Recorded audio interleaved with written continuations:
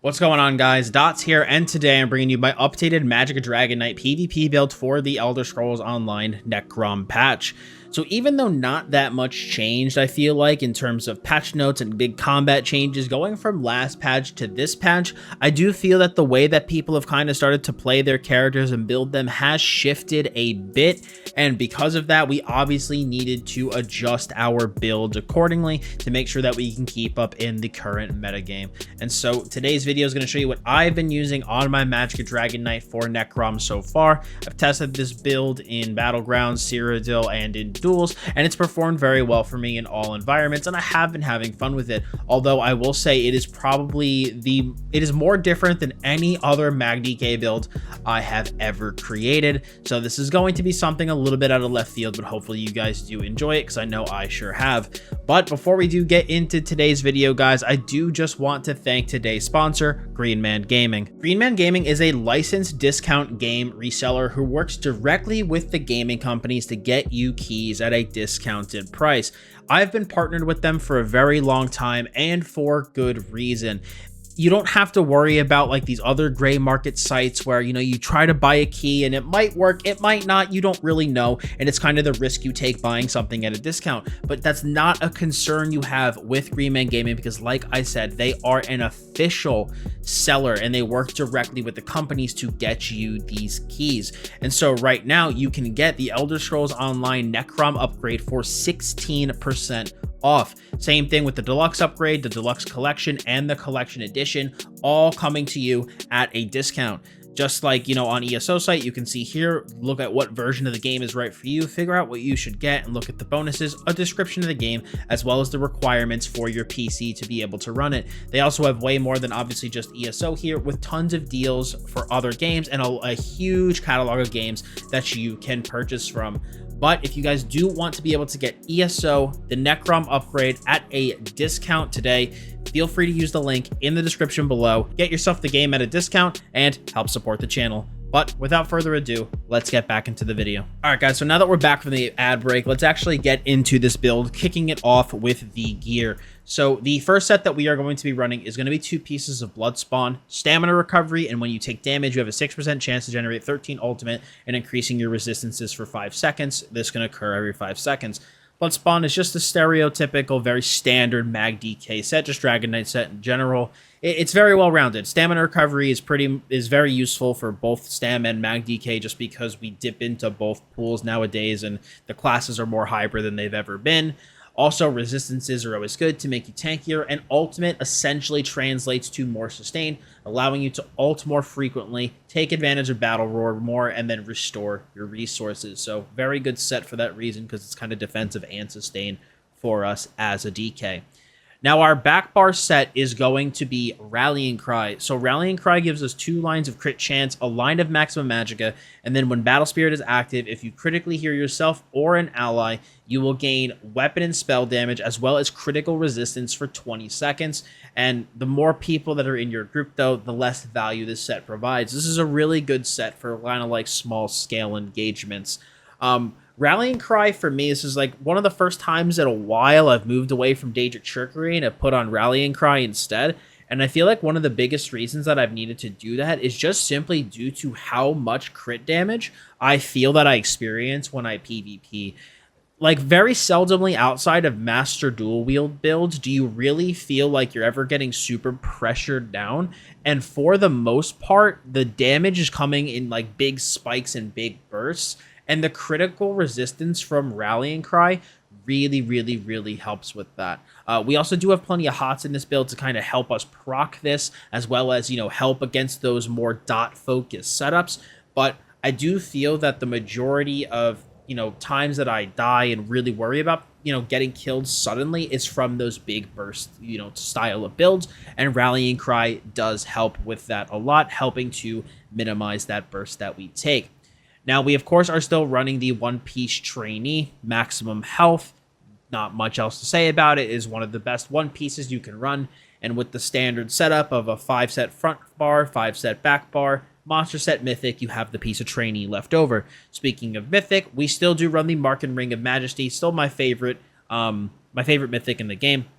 giving you 200 weapon and spell damage, as well as 2300 armor. Just a very well-rounded mythic. You know, it's not doing anything super uber duper crazy, but it's just super well-rounded, and it has no drawbacks, which is one of my, you know, favorite things about it. It's just a very solid stat stick, and something that I've used on my Magicka Dragonknight for an extremely long time.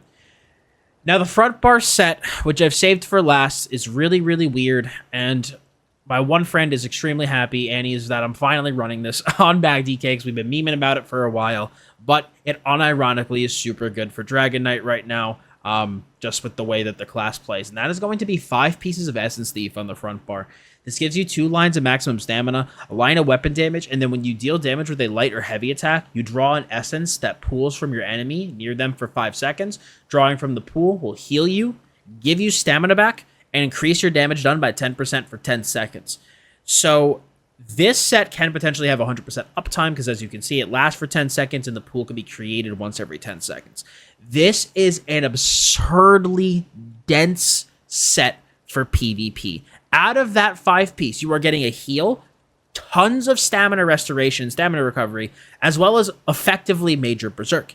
It's just so dense.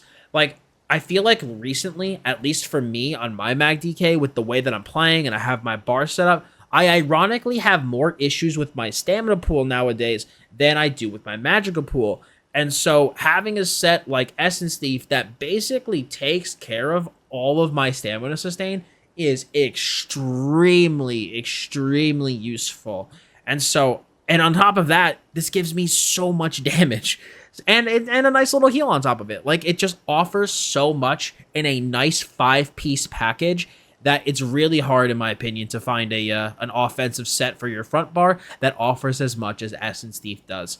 So, highly recommend this set. I know it's a little out there for a, quote, Magicka Dragonknight, but I do recommend giving it a try, especially because, you know, we're more hybrid nowadays anyway, so having the extra stamina restoration is very welcome. Now, in terms of traits and weights and all of that stuff, guys, we are still running on my normal 3-3-1, so I have heavy on the helmet, shoulders, and chest, light on the boots, waist, and gloves, and then medium on my legs.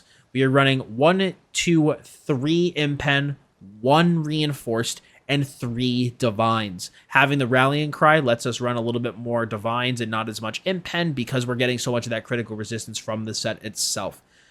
In terms of our jewelry, I actually run 2 Swift on most builds that I run Essence Thief, simply because I do feel that the Swift helps me pick up the pools much more easily than if I did not have these on. You know, it's not as difficult to kind of go out of your way and snag the pools to be able to increase your damage versus if you didn't have these and you moved a bit slower. So again, 2 pieces of Swift with the increased magical harm to get that tiny bit of extra Magicka recovery on both of those. And then we do run an infused Magicka cost reduction glyph. I don't feel that I need the, you know, prismatic cost reduction, simply due to the fact that Essence Thief covers so much of my stamina sustain. So just kind of making my Magicka sustain easier through the infused and the Markin ring, I think is really good.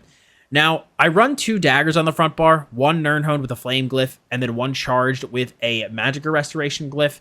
I run the Magicka restoration glyph here with charged because this will give us access to the overcharge status effect, which gives us minor Magicka steal. Also, just charged helps us with getting the poison status effect up more frequently, the flame status effect up more frequently. But you might be wondering, like, why am I running 2 daggers? Well, that's because I'm still a Khajiit from last patch, and I ran that really, really big crit focus build.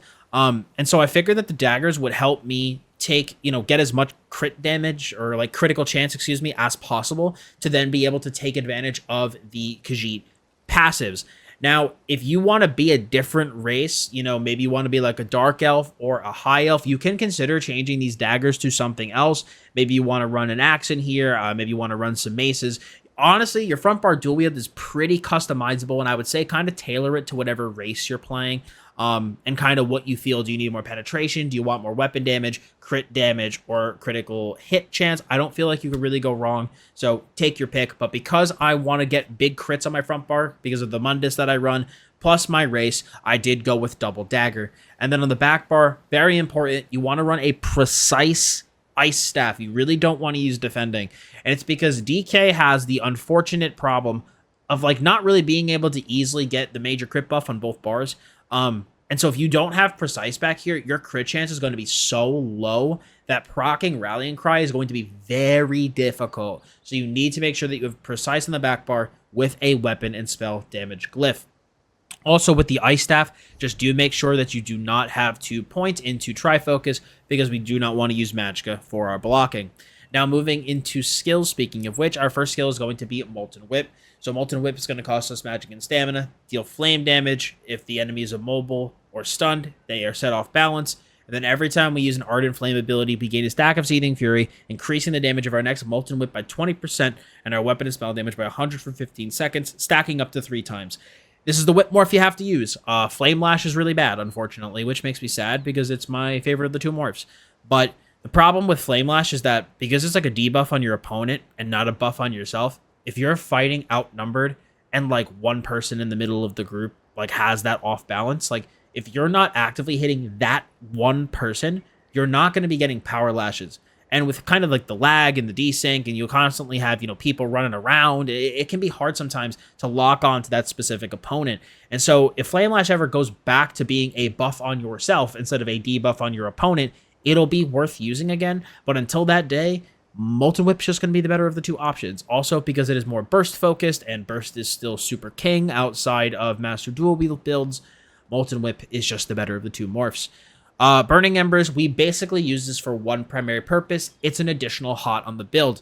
We need to try to get as many sources of healing as possible to be able to proc Rallying Cry more easily in the back bar, and Burning Embers just does help with that. It does give us some nice, you know, consistent damage over time too. Definitely not complaining about that. Helps us stack up our Molten Whip, but the biggest reason is that it's another heal to help us proc that that Rallying Cry on the back bar as it kind of ticks down and heals us, also giving us the Burning Status effect, essentially reducing the skill's cost by about 1,000. We also use Shattering Rocks, better of the 2 stuns. You use Flame Lash with Fossilize and Shattering Rocks with Molten Whip. Gives us a really nice heal, very great when it crits as well, so very, very good ability. Highly recommend, definitely one of like the best CCs in the game. We also have Noxious Breath. Noxious Breath is going to be our breath morph of choice, dealing poison damage over 24 seconds and then giving us Major Breach. This is better than Engulfing Flames. It just gives you more effective damage. The only time Engulfing Flames is better is if you have another source of Major Breach from somewhere else. We do not, so we use Noxious Breath for that reason. Flames of Oblivion is going to be your bread and butter on the front bar. The skill is usually your, like, I think it's either your highest or second highest damage dealing ability. I think it might be your highest. It just deals so much damage. Like, it shoots 3 fireballs out. It's essentially kind of your spammable. It gives you Major Prophecy and Major Savagery. It's just super, super, super good. And it's just a staple ability in the front bar. It just deals so much of your damage. So highly recommend using Flames of Oblivion. Just complements the front bar super well. I still am a Leap enthusiast. Leap is, I think, very, very fun. You just, launch yourself at the enemy, knocking them back, stunning them for 2 seconds. You also get a fatty damage shield as well. It's just my favorite ult, man. Like, it's an offensive ult, it's a defensive ult, it's a gap closer, it's a CC, it deals damage. Like, it's just so good. It gives you a nice shield. It just gives you so much. And so I think it's pretty much always going to be, it also looks really cool. So I think it'll always pretty much be my favorite ult. So I still do use this on the front bar, personally on my DK. Back bar, we use Igneous Weapons. We use Igneous Weapons for one primary purpose. It is the most Magicka efficient source of Major Brutality and Sorcery for the Dragonknight. You also do generate stamina. You do generate ultimate whenever you use this. You also get Minor Brutality as well along with it. So it's just a very good skill. Highly recommend.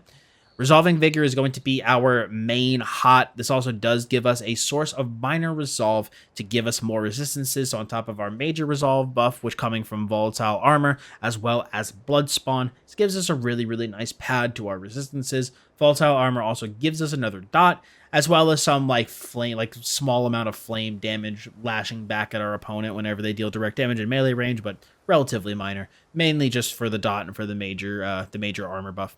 Coag is going to be our main burst heal. So we have a lot of critical augmentation in this build. So when this shit crits, oh baby, it's a huge heal. Absolutely massive heal. And as we kind of go through the rest of the stats on the build, you're going to see how much truly crit augmentations we're getting. And so when this, like I said, when this crits, it's big. It's very, very big. We use Race Against Time on the back bar. Unfortunately, I'm not really the biggest fan of the new Mist form. I don't really like it that much. And I just think Rat's just too good for a build like this because it gives you Major Expedition and it removes all stands and roots from you for 4 seconds, which is very solid. But the big thing is that you have minor force for 20 seconds. 10% critical damage. So again, on top of being a Khajiit, on top of our CP, on top of our Mundus, we're just further augmenting our critical damage, giving us just, when our damage bursts and it spikes high. So I really, really recommend this. It complements the build very well.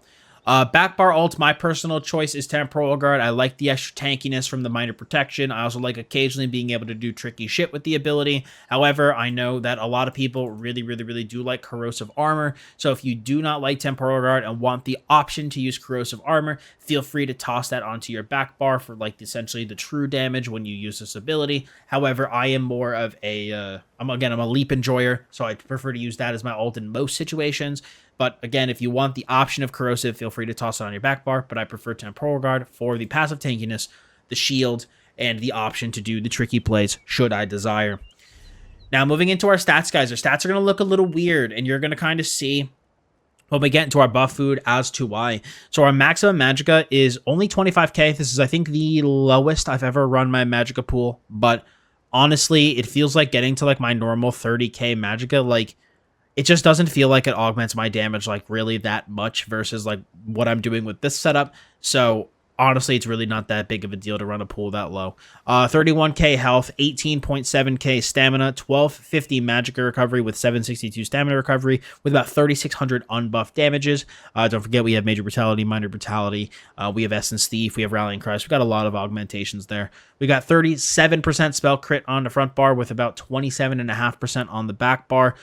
We have, when we're all buffed up, like 9.5k pen. It's not the most, but it's not like too little. I think that like around 9.5 to 10k is kind of like your sweet spot. I don't really feel like I super need more. Again, depending on your race, if you're not playing the Khajiit, you might not need the daggers as much, so you can prefer to maybe go for something with some more pen, like some more maces if you want to pad that. Again, I feel like depending on your race, your front bar weapons as well as your Mundus choice is going to be a little bit customizable. So again, I'll leave that up to you. But because I'm the Khajiit, I went with that more crit focused route. We have 19.3k spell resist on the front bar and 17.1 physical. And then on the back bar, it's the same because I'm not wearing defending. Again, that gets augmented a lot with our major and minor resolve as well as our blood spawn. We have 1700 unbuffed critical resistance, which again gets padded by a ton with Rallying Cry. So that goes up very, very high. We are using the Shadow Mundus. So the Shadow Mundus gives us 13% critical damage and healing. We also have Minor Force, giving us 10% critical damage. We are a Khajiit, giving us another 12% critical damage and healing. And we are running Fighting Finesse, giving us another 8% critical damage and healing. So as you can see, we deal a lot of critical damage, a lot of critical healing. So that is why the Mundus I'm using of choice on this build. Highly recommended if you are a Khajiit. Again, if you're playing a different race, you can kind of mess with other things for this. My personal two choices kind of would probably be either the Lover or the Warrior potentially. I am a bigger fan of the Shadow personally, again for the Khajiit build, but you can look into those other two Munduses if you're not a Khajiit and want to go a more like a pen weapon damage kind of route. We are a Vampire Stage 3 just for the tankiness from Undeath. You just need it. You need it to be tanky. And then we are running the Red Frothgar drink. This is like, I think the first time in a really long time I'm not using Bewitched Sugar Skulls, but I just don't. I tried this build with Bewitched Sugar Skulls and the Atronach Mundus, and then I compared it to the Shadow with Red Frothgar. And this build ended up dealing more damage throughout my testing. So Red Frothgar basically kind of covers the Magicka recovery we lose from dropping the Atronach. And like you would think that losing so much Magicka would be like such a huge thing, but it surprisingly isn't. And at first I was like a little worried, like, oh, I'm going to be dropping my stamina quite a little bit. But that kind of gets made up through the lines of stamina inside of Essence Thief. So the build kind of really all works and ties together. So, you know, all these kind of things play off each other and why I have the build set up the way that I do. So Red Frothgar, what I recommend for your drink. Potions, I'm sorry to recommend these. They're just so good. And that's going to be the Heroism potions. Restore Magicka, Restore Stamina, and Minor Heroism. It pains me how expensive these are, but they're just so damn good. It's just so much sustain.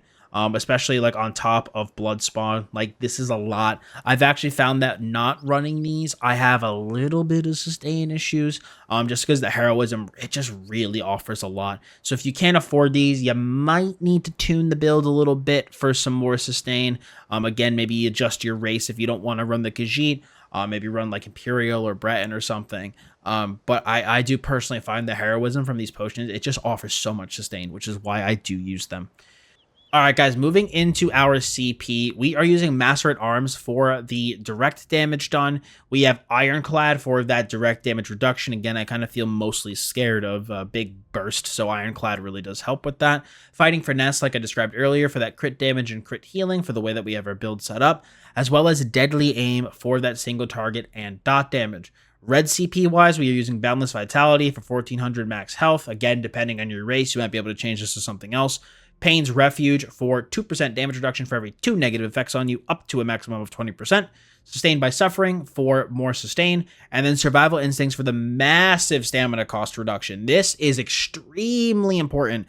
You don't have the fattest stamina pool. I mean, 19k is still pretty solid, but like, I usually play with a pretty big stamina pool. And so with having that slightly smaller pool, I did find the cost reduction for Survival Instincts to be really, really useful, especially, again, we don't have that, you know, traditional mist form that we used to have, and so you're spending a lot more stamina moving around, and so because of that, getting a 25% cost reduction on everything is super freaking big. So highly recommend using this. It offers a ton of stamina sustain, and I definitely do notice when I don't have it inside of Battlegrounds. Now, in terms of the rotation, guys, for the build, you know, again, it's like I always say with MagDK, what do you want to do? Maintain your buffs and debuffs. So you got to maintain Volatile Armor on yourself. You're going to maintain Vigor for the Minor Resolve. You want to maintain Igneous for your Major and Minor Brutality. And then you want to actually try and maintain the Minor Force, I think, for Marat. It's just a lot of damage. Front bar, maintain Flames of Oblivion. And then on your opponent, maintain Noxious and Burning Embers. Besides that, besides maintaining all of those things, you're basically just doing like Flames of Oblivion and Molten Whip. And then as you get your ultimate and you get Shattering Rocks up, weave those in, you know, Shattering Rocks into a big 3-stack whip. Making sure you have a 3 stacks on your whip going into Leap and then Whip, because the weapon damage from the whip will buff the Leap. You could also do Shattering Rocks, Leap, Whip, like you just some combination of that to essentially kind of burst your opponent down. The big thing, too, that you're going to want to pay attention to, and I highly recommend, I really do recommend getting an add-on to track Rallying Cry. If you don't have one, I personally use Srendar, because if you do not have Rallying Cry up on you, you are very squishy. And so being able to track, like, when is it available to go up, how much left is on the timer, like, just being able to track it is really important for being able to play this build defensively. So I do recommend getting an add-on to track your Rallying Cry. I do think it's really useful. Like I said, I use Srendar myself because it's just so important for the tankiness of this build. And if you don't maintain it, you are going to have to block so much to make sure you don't get just exploded in one hit. That's another thing that I want you guys to just, you know, keep in mind when playing this build. We do run an Ice Staff on that back bar, so do not be afraid to use your block and use it liberally. You get that block cost reduction from the Ice Staff as well as from Survival Instincts, so it's really, really helpful to be able to negate a lot of incoming damage. But guys, I think with that being said, that's going to be it for me today for my Magicka Dragonknight PvP build for the Necrom patch. I hope you guys did enjoy the build video, and if you did, I'd appreciate it if you smacked a like on it. Any questions about the build, feel free to leave a comment below, and subscribe for more MMORPG guides and gameplay. Thank you all so much for stopping by today. I do very much appreciate it. As always, I'm Dottz Gaming, and I'll see you all in the next one.